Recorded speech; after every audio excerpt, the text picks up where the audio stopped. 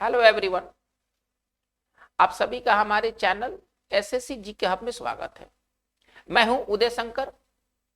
बच्चों, आज के इस वीडियो सेशन में हम लोग बात करेंगे भारतीय राज्य व्यवस्था से जुड़े हुए कुछ बहुत ही इंपॉर्टेंट प्रश्न के बारे में।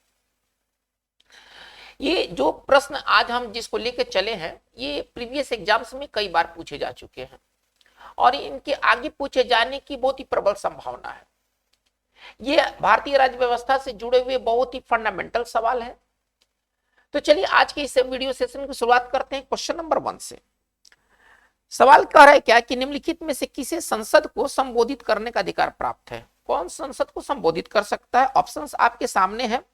भारत के महान्यायवादी को, जिसको आप अटॉर्नी जनरल कहते हैं इंग्लिश में, भारत के मुख्य चुनाव आयुक्त को, भारत के मुख्य न्यायाधीश को और राष्ट्रीय सुरक्षा सलाहकार को, जिसको आप NSA, national security and adviser आप कहते हैं, एनएसए शॉर्ट में एनएसए इसका पॉपुलर नाम है। चलिए हम आगे बढ़े इससे पहले आप कुछ प्रयास कीजिए इसको हल करने का, कुछ समय लीजिए आप इसको हल करने के लिए। 4 ऑप्शंस आपके सामने हैं। कौन संबोधित कर सकता है भारतीय संसद को? भारत के महान्यायवादी, मुख्य चुनाव आयुक्त, मुख्य न्यायाधीश और एनएसए राष्ट्रीय सुरक्षा सलाहकार। तो चलिए, अगर आप इसके आंसर पर जा चुके हैं तो इसका राइट आंसर ये होना चाहिए, भारत के महान्यायवादी। देखिए, भारत का जो महान्यायवादी है, इससे जुड़ा हुआ हमारा जो अनुच्छेद है वो अनुच्छेद 76 है। अनुच्छेद जो 76 है, ये महान्यायवादी से रिलेटेड ये आर्टिकल है। ये आर्टिकल बहुत इंपॉर्टेंट है। ये कई बार पूछे गए हैं कि भारत का महान्यायवादी से संबंधित अनुच्छेद कौन सा है, तो वो अनुच्छेद 76 है। अनुच्छेद 76 क्या कहता है कि भारत में एक महान्यायवादी होगा जो कि भारत सरकार का सर्वोच्च विधि अधिकारी होगा। हालांकि ये किसी सदन का सदस्य नहीं होता है। मुख्य बात आप ये समझें कि महान्यायवादी जो अटॉर्नी जनरल होता है वो सदन का कोई सदस्य नहीं होता है। लोकसभा का सदस्य नहीं है, ये राज्यसभा का सदस्य नहीं है। ये विधि एक मतलब भारत का सबसे बड़ा ये विधि अधिकारी, लॉ ऑफिसर है, जो सरकार को है ना, सरकार के मांगे जाने पर उसे मतलब सरकार की तरफ से लड़ता है, सरकार को एडवाइस देता है और तरह तरह की कानूनी चीजों को वो देखता है। तो इसके बारे में इंपॉर्टेंट बात क्या है कि ये ना तो लोकसभा का सदस्य है ना तो राज्यसभा का सदस्य है, लेकिन ये संसद में ये बोल सकता है महान्यायवादी। हाँ, इसे वोटिंग पावर नहीं दिया गया है। तो चलिए, हमारा राइट आंसर 1 का राइट आंसर ये होना चाहिए। ठीक है, चलिए क्वेश्चन नंबर 2 की ओर मूव करते हैं। कह रहे कि नवयुवकों द्वारा 18 वर्ष के आयु पर मताधिकार का प्रयोग पहली बार किस चुनाव में किया गया? इसका मतलब है कि इसके पहले वाले चुनाव में जो एज थे वो 21 थे, ठीक है ना। लेकिन किस वर्ष, आप ऐसे समझिए कि किस वर्ष है ना, किस वर्ष के आम चुनाव में जो एज है वो 18 वर्ष कर दिया गया, वोटिंग एज। चलिए, 1987 के आम चुनाव में, 1988 के आम चुनाव में, 1989 के आम चुनाव में और 1990 के आम चुनाव में। बहुत इंपॉर्टेंट, ये बहुत इंपॉर्टेंट सवाल है, ठीक है ना। ये बहुत इंपॉर्टेंट सवाल है और इसका जो राइट जवाब, अगर आप जवाब तक पहुंच गए हैं तो इसका राइट जवाब सी होना चाहिए, ठीक है ना। 1989 के आम चुनाव में जो वोटिंग जो राइट है हमारा वो 18 वर्ष से स्टार्ट हो गया, यानी कि जो वोटिंग जो राइट दिया गया वो 18 वर्ष से दिया गया। इसके पहले जो हमारा जो मताधिकार आयु था वो हमारा 21 वर्ष था। तो हमारा जो 2 का राइट आंसर सी होना चाहिए। आते हैं नंबर 3 में। भारतीय संविधान की प्रस्तावना में धर्मनिरपेक्ष शब्द जोड़ा गया किस संशोधन द्वारा? 25वें संशोधन द्वारा, 42वें संशोधन द्वारा, 44वें संशोधन द्वारा और 52वें संशोधन द्वारा। किस संशोधन द्वारा, ठीक है ना, धर्मनिरपेक्ष शब्द को जोड़ा गया भारतीय संविधान में? चलिए, तो ये जो संशोधन था वो 42वां संशोधन था। 42वें संशोधन में धर्मनिरपेक्ष जोड़ा गया, समाजवाद जैसा शब्द जोड़ा गया। तो ये बहुत इंपॉर्टेंट ये बात है। 3 का आंसर हमारा बी होना चाहिए। चलिए क्वेश्चन नंबर 4 की तरफ मूव करते हैं। निम्नलिखित में से किस समिति में राज्यसभा का प्रतिनिधित्व नहीं होता है? लोक लेखा समिति में, जिसको पब्लिक अकाउंट आप कहते हैं, सार्वजनिक उपक्रमों की समिति में, प्राक्कलन समिति में, जिसको आप एस्टिमेट कमेटी कहते हैं, और सरकार के आश्वासन समिति में। किस समिति में राज्यसभा का प्रतिनिधित्व नहीं होता है? चलिए, आप कुछ सेकंड लीजिए इसको हल करने के लिए। स्क्रीन के ऊपर, आपके स्क्रीन के ऊपर ऑप्शंस दिखाई दे रहे हैं। पहला है लोक लेखा समिति, दूसरा है सार्वजनिक उपक्रमों की समिति, तीसरा प्राक्कलन समिति और चौथा है सरकार की आश्वासन समिति। चलिए, अगर इसको आंसर तक पहुंचे हैं तो इसका राइट आंसर प्राक्कलन समिति होना चाहिए, एस्टिमेट कमेटी। ठीक है ना। एस्टीमेट कमेटी में ये पूरी तरह से लोकसभा के इसमें सदस्य होते हैं, ये लोकसभा की कमेटी है। बाकी सभी में लोकसभा और राज्यसभा दोनों के सदस्य होते हैं। जैसे लोक लेखा समिति में लोकसभा के भी सदस्य हैं, राज्यसभा के भी सदस्य हैं। इसी तरह बाकी जितनी भी समिति है उसमें दोनों सदनों के सदस्य हैं। लेकिन प्राक्कलन समिति ये पूरी तरह से ये राज्यसभा लोकसभा की समिति और इसमें राज्यसभा के सदस्य नहीं होते हैं। तो हमारा 4 का राइट आंसर हमारा सी होना चाहिए। आते क्वेश्चन नंबर 5 में। चलिए, पंचायतों एवं नगर पालिकाओं के संबंध में भारतीय संविधान में किस वर्ष प्रावधान किया गया? ठीक है ना। चलिए, पंचायतों एवं नगर पालिकाओं के संबंध में भारतीय संविधान में किस वर्ष प्रावधान किया गया? चलिए, ऑप्शंस आपके क्या है? 1991, 1995, 2000 और 1993। इसका जो राइट जवाब आप कुछ सेकंड में आप इसको हल कीजिए। आप इसके राइट जवाब तक कुछ सेकंड में पहुंचिए। तो चलिए, अगर आपने हल कर लिया है तो इसका राइट आंसर डी होना चाहिए। ठीक है ना। चलिए, मतलब पंचायत और नगर पालिका के संबंध में जो भारतीय संविधान में जो प्रावधान है 73वां 74वां संशोधन वो 1993 में किया गया। ठीक है ना। 73वां 74वां संशोधन का संबंध जो है वो पंचायत और नगर पालिका से है। चलिए, बहुत इंपॉर्टेंट ये सवाल है, कई बार ये पूछा गया है। 5 का आंसर डी होना चाहिए। आते क्वेश्चन नंबर 6 में। भारतीय संविधान में मूल अधिकारों का विचार लिया गया है। फंडामेंटल राइट हमने कहां से लिया है? चलिए, ब्रिटेन के संविधान से, आयरलैंड के संविधान से, कनाडा के संविधान से और अमेरिका के संविधान से। बहुत ये इंपॉर्टेंट सवाल है और ये कई बार हर लेवल के एग्जाम्स में पूछा गया है। फंडामेंटल राइट हमने कहां से लिया है? चलिए, आप कुछ पल का समय लीजिए, कुछ पल में आप इसको हल कीजिए। चलिए, तो इसका राइट आंसर अगर आप निकाल चुके हैं तो इसका राइट आंसर अमेरिका के संविधान से होना चाहिए। ठीक है ना। अमेरिका के संविधान से भारतीय संविधान में मूल अधिकार का कॉन्सेप्ट लिया गया है, यानी कि हमारा 6 का राइट आंसर डी होना चाहिए। आइएगा 7 नंबर में। निम्नलिखित में से कौन सा एक राज्य का नीति निदेशक तत्व नहीं है, जिसको आप डायरेक्टिव पॉलिसी कहते हैं? इनमें से कौन सा डायरेक्टिव पॉलिसी नहीं है? मद्य निषेध, गौ संरक्षण, पर्यावरण प्रोटेक्शन और 14 वर्ष के आयु तक के बच्चों का निःशुल्क शिक्षा, है ना। कौन सा नीति निदेशक तत्व के अंतर्गत नहीं आता है? चलिए, आप इसे थोड़ा हल करने की कोशिश कीजिए। ऑप्शन से एक बार फिर से। मद्य निषेध, आप लिकर शराब नहीं पी सकते हैं, तो शराब पीने पर मनाही किया गया। मद्य निषेध का मतलब ये हुआ। गौ संरक्षण, आपको गाय और दूसरे उपयोगी जानवरों को आपको प्रोटेक्ट करना, उसको मारना नहीं है। तीसरा है इन्वायरमेंट प्रोटेक्शन और चौथा है 14 वर्ष की आयु तक के बच्चों का निःशुल्क शिक्षा। इसका जो राइट आंसर होना चाहिए 7 का राइट आंसर डी होना चाहिए। ये जो 3 है ऊपर के जो आपको 3 जो नजर आ रहे हैं ये जो है ना ये डायरेक्टिव पॉलिसी है। लेकिन जो बच्चों का जो निःशुल्क शिक्षा है 14 वर्ष की उम्र तक के बच्चों का जो निःशुल्क शिक्षा है अब इसे फंडामेंटल राइट बना दिया गया, मौलिक अधिकार बना दिया गया है। ठीक है ना। चलिए, तो हमारा राइट आंसर 7 का राइट आंसर डी होना चाहिए। ये हमारा जो ऑप्शन जो डी है ये फंडामेंटल राइट बना दिया गया है 86वां 86 संशोधन के, है ना, 86वां संशोधन के द्वारा।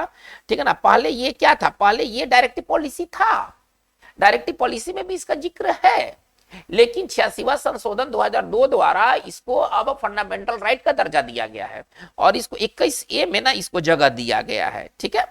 14 वर्ष की आयु तक के बच्चों को निःशुल्क शिक्षा अब एक फंडामेंटल राइट है। चलिए, यानी कि हमारा 7 का राइट आंसर डी होना चाहिए। 8 में आते हैं। किस वर्ष भारत में संसद द्वारा बंधुआ मजदूरी को प्रतिबंधित करने वाला अधिनियम पारित किया गया था? ठीक है।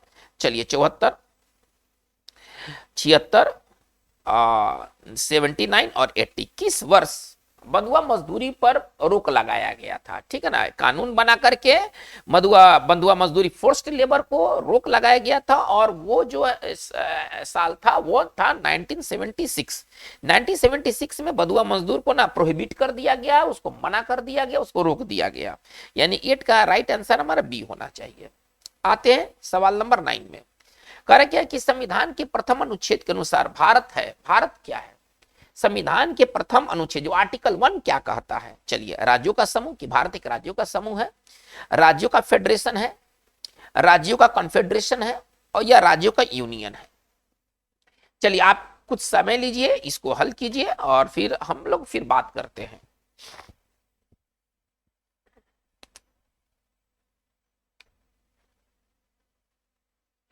चलिए, एक बार फिर से इसको थोड़ा सा दोहराया जाए। भारत के प्रथम अनुच्छेद के अनुसार भारत है क्या है भाई? भारत राज्यों का समूह है, भारत राज्यों का कॉन्फेडरेशन है, भारत राज्यों का कॉन्फेडरेशन है और भारत राज्यों का यूनियन है, तो इसका राइट आंसर डी होना चाहिए, ठीक है ना। आर्टिकल 1 क्या कहता है? इंडिया ऐसे कहता है, India that is Bharat, that is Bharat, ठीक है ना। इसी चीज का विवाद भी आजकल चल रहा है कि इंडिया का नाम भारत कर दिया जाए।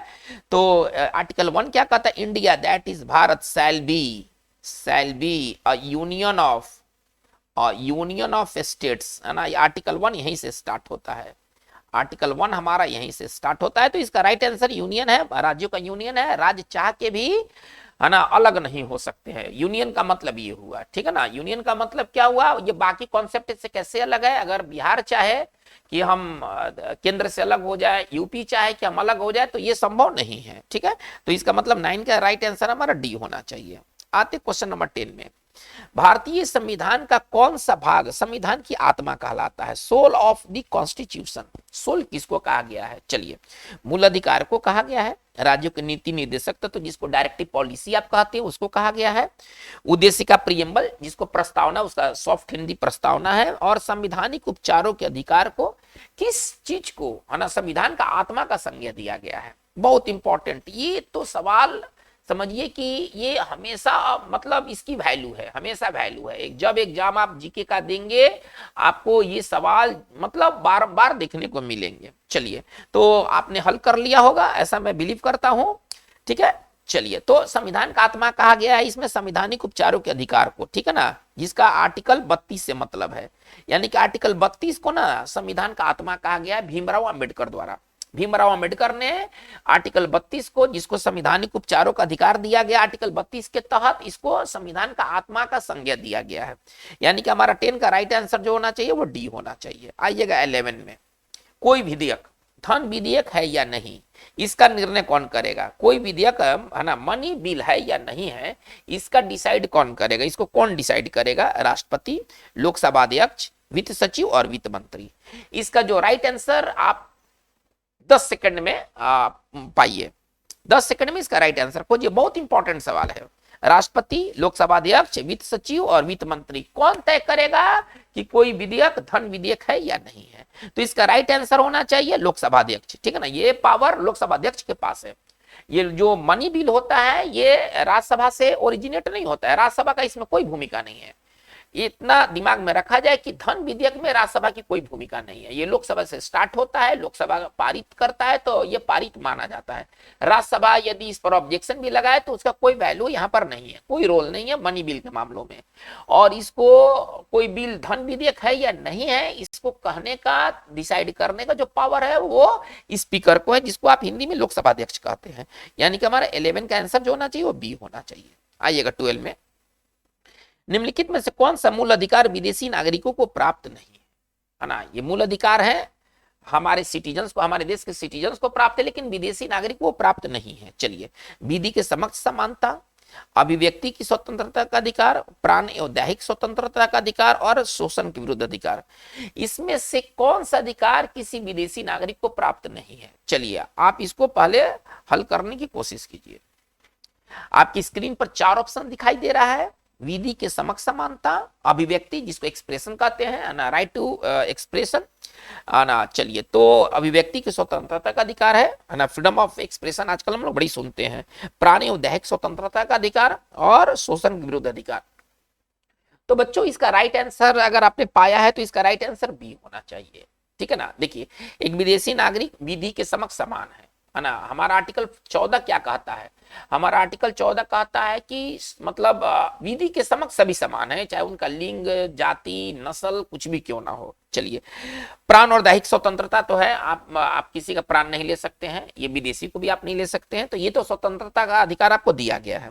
शोषण आपका कोई नहीं करेगा, ये भी गारंटेड किया गया है, लेकिन आप मन चाहे कोई बात नहीं कर सकते हैं। और जो फ्रीडम ऑफ एक्सप्रेशन है वो आपको मना किया गया, एक विदेशी नागरिक को मना किया गया। ये हमारे केवल देश के सिटीजन्स के लिए है। यानी कि हमारा 12 का आंसर होगा बी, ठीक है। चलिए, आते हैं 13 में, केंद्र और राज्यों के मध्य वित्त का बंटवारा किया जाता है। फाइनेंस का बंटवारा कौन करता है? केंद्र और राज्य के बीच जो राजस्व का बंटवारा होता है, रेवेन्यू का बंटवारा होता है, वो कौन करता है? चलिए, वित्त मंत्रालय की सिफारिश पर, वित्त आयोग की सिफारिश पर, रिजर्व बैंक की सिफारिश पर और नाबार्ड बैंक की सिफारिश पर। किसके सिफारिश पर? केंद्र और राज्य का है ना के मध्य वित्त का बंटवारा होता है, फाइनेंस का डिस्ट्रीब्यूशन होता है। चलिए आप इसे पहले हल करने के लिए कोशिश कीजिए। तो इसका राइट आंसर अगर हम पहुंच गए हैं तो इसका राइट आंसर जो होना चाहिए वो वित्त आयोग, फाइनेंस कमीशन के सिफारिश पर ही, ठीक है ना, वित्त का बंटवारा होता है केंद्र और राज्य के बीच। सच कहें तो फाइनेंस कमीशन का गठन इसी चीज के लिए हुआ है, वित्त आयोग का गठन इसी चीज के लिए हुआ है। प्रत्येक 5 वर्ष पर राष्ट्रपति इसको गठित करते हैं, ठीक है ना, और इससे 280 आर्टिकल संबंधित है। वित्त आयोग से 280 आर्टिकल संबंधित है, ठीक है ना। देश में एक वित्त आयोग होगा जिसका गठन राष्ट्रपति द्वारा किया जाएगा प्रत्येक 5 वर्ष पर। चलिए तो इसका मतलब है कि 13 का राइट आंसर हमारा बी होना चाहिए। आइएगा 14 नंबर में, कह रहे कि लोकसभा द्वारा विचारार्थ मतलब फॉर कंसिडरेशन भेजे गए वित्त विधेयक को राज्यसभा अधिकतम कितने समय तक रोक सकता है? कोई वित्त विधेयक है, यदि लोकसभा राज्यसभा को भेजता है तो राज्यसभा उसको कितने समय तक होल्ड कर सकता है? ठीक है, चलिए 1 सप्ताह, 1 माह, 1 वर्ष, 7 दिन और 14 दिन। इसका जो राइट आंसर बहुत ही पॉपुलर इसका आंसर है 14 दिन, ठीक है ना। राज्यसभा जो होता है मैक्सिमम 14 दिन तक उस बिल को होल्ड कर सकती है, ये राज्यसभा को पावर दिया गया बस 14 दिन तक।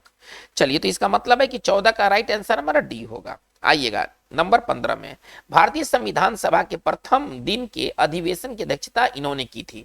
प्रथम दिन की अध्यक्षता की इन्होंने की थी doctor Rajendra Prasad, Pandit Jawaharlal Nehru, doctor B R. Ambedkar और सच्चिदानंद सिन्हा। बहुत ही इंपॉर्टेंट प्रश्न है, बहुत इंपॉर्टेंट प्रश्न है, और इसका जो राइट आंसर होना चाहिए डॉक्टर सच्चिदानंद सिन्हा। 15 का राइट आंसर जो होगा वो हमारा डी होगा, ठीक है। 2 दिन के बाद इनको अस्थाई, है ना, ये जो अध्यक्ष बनाए गए थे अस्थाई अध्यक्ष बनाए गए थे, पहले समझ लिया जाए। यह अस्थाई अध्यक्ष बनाए गए थे संविधान सभा के, है ना, 9 दिसंबर 1946 को। 9 दिसंबर 1946 को अस्थाई अध्यक्ष के तौर पर इनकी नियुक्ति हुई थी। लेकिन 2 दिन बाद 11 दिसंबर 1946 को, ठीक है ना, डॉक्टर राजेंद्र प्रसाद अस्थाई, है ना, अध्यक्ष मतलब ये चुने गए थे।